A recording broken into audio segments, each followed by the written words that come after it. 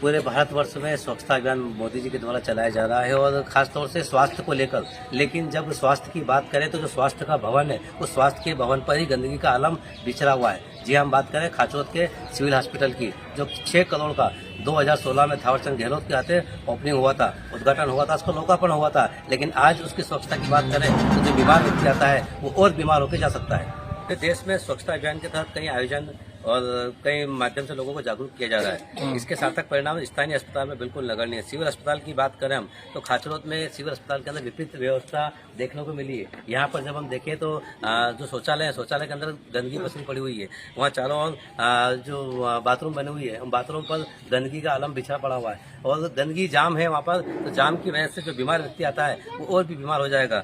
ये हम देख रहे हैं आपके सामने कि अस्पताल में शौचालय और वाश बेसिन के गुटके में पिकदान गंदगी पड़ी हुई। खाचरोद के सिविल अस्पताल का आसपास गांव के मरीज निर्भर है इसके ऊपर।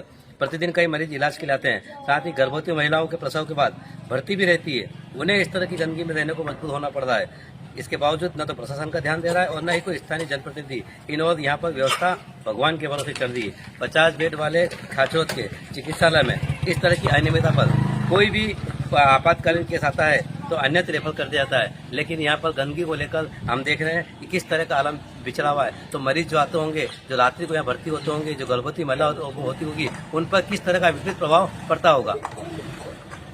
6 करोड़ की अस्पताल के क्या आलम है, किस तरह गंदगी पसरी पड़ी हुई है, तो बीमार व्यक्तियों पर क्या प्रभाव पड़ता होगा। तो शासन प्रशासन को या स्थानीय यहाँ के जो विभागीय अधिकारी है, जब उनसे जानकारी लेना चाहते हैं तो कोई फोन रिसीव नहीं होता है, ना कोई स्वास्थ्य का प्रति कोई लापरवाही जो वापरेंगे तो किस तरह से मरीजों का इलाज यहाँ पर होगा। तो सबसे बड़ी बात है कि इस खबर के बाद में किस तरह यहाँ के जो जवाबदार हैं, 6 करोड़ के अस्पताल जो भवन बना हुआ है, 3 बिल्डिंग का भवन बना हुआ है, उसकी कौन सुध लेता है। एशियन भारत से खाचरोद से चंद्रभान सिंह देवड़ा।